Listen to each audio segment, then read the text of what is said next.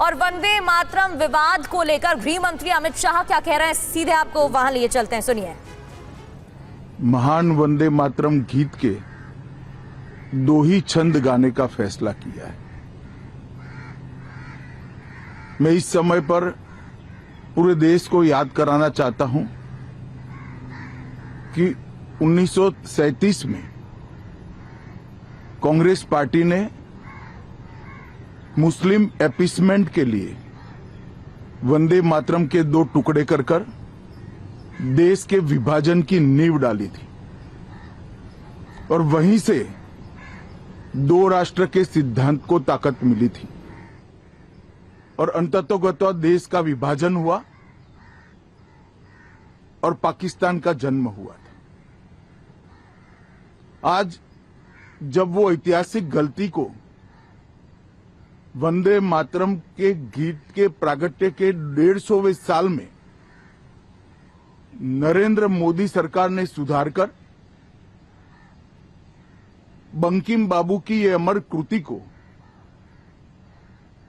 पूरा गीत गाकर राष्ट्रीय एकात्मता को फिर से एक बार सुदृढ़ करने का प्रयास किया है और सभी सरकारी फंक्शंस में इसको पूर्ण रूपेण गाने का जो निर्णय किया है, वो निर्णय को कानूनी जामा भी पहनाया है। इसकी अवहेलना करने का कांग्रेस ने कल निर्णय किया है। कांग्रेस का यह निर्णय केवल और केवल इनकी घोर तुष्टीकरण की नीति की पुष्टि करता है। वोट बैंक के तुष्टीकरण के लिए उन्होंने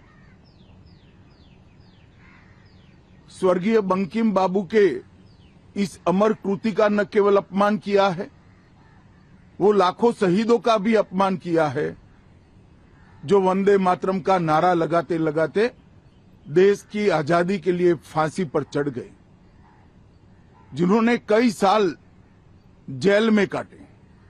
आज कांग्रेस पार्टी 1937 का अपनी पार्टी का रिजोल्यूशन मान रही है और पार्लियामेंट के एक्ट को नकार रही है। मुझे तो बड़ा आश्चर्य है, श्री राहुल गांधी की नेतृत्व में कांग्रेस पार्टी फिर एक बार इस देश में तुष्टीकरण की राजनीति को पुरजोश तरीके से आगे बढ़ा रही है। मैं देश की जनता को अपील करना चाहता हूं कि एक बार इस देश ने गलती करी थी वंदे मातरम के 2 टुकड़े होने देने की, और एक गलती के गंभीर परिणाम हमने भुगते हैं। अब देश की जनता एकजुट हो और कांग्रेस पार्टी के इस फैसले के खिलाफ आवाज बुलंद करे कि अब इस देश में तुष्टीकरण की राजनीति नहीं चलेगी। ये आजाद देश है। आजादी के 80 साल के बाद 1937 में जो फैसला कांग्रेस ने किया था, जिसको नरेंद्र मोदी जी ने सुधारा है, उसके सामने का कोई विरोध इस देश की जनता नहीं सहन करेगी। भारतीय जनता पार्टी कांग्रेस पार्टी के इस फैसले की कड़ी निंदा करती है और हम इसका जनता के बीच में और विधायी सदनों में भी पुरजोश विरोध करेंगे। तो गृह मंत्री अमित शाह को आप सुन रहे थे। कांग्रेस का फैसला देश विरोधी है, तुष्टीकरण की राजनीति करने का आरोप लगाया, लाखों शहीदों का भी अपमान हुआ है। कांग्रेस ने संसद से पास कानून को नकारा है। लोगों से अपील की कि लोग एकजुट हों और कांग्रेस के फैसले के खिलाफ आवाज उठाएं। अमित शाह ने कांग्रेस के फैसले की निंदा की और इसके पीछे तुष्टीकरण की राजनीति बताया। कांग्रेस का फैसला जनता को नहीं मंजूर है। शाह ने कहा कि 1937 में कांग्रेस ने वंदे मातरम के 2 टुकड़े किए। गृह मंत्री अमित शाह ने इस दौरान क्या कहा, आइए आपको सुनाते हैं एक बार फिर से। और पाकिस्तान का जन्म हुआ था। आज जब वो ऐतिहासिक गलती को वंदे मातरम के गीत के प्रागट्य के 150वें साल में नरेंद्र मोदी सरकार ने सुधारकर बंकिम बाबू की ये अमर कृति को पूरा गीत गाकर राष्ट्रीय एकात्मता को फिर से एक बार सुदृढ़ करने का प्रयास किया है और सभी सरकारी फंक्शंस में इसको पूर्ण रूपेण गाने का जो निर्णय किया है वो निर्णय को कानूनी जामा भी पहनाया है। इसकी अवहेलना करने का कांग्रेस ने कल निर्णय किया है। कांग्रेस का ये निर्णय केवल और केवल इनकी घोर तुष्टीकरण की नीति की पुष्टि करता है। वोट बैंक के तुष्टीकरण के लिए उन्होंने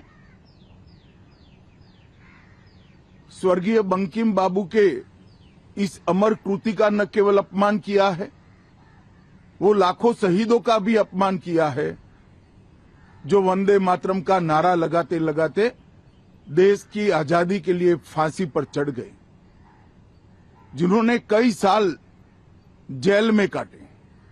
आज कांग्रेस पार्टी 1937 का अपनी पार्टी का रिजोल्यूशन मान रही है और पार्लियामेंट के एक्ट को नकार रही है।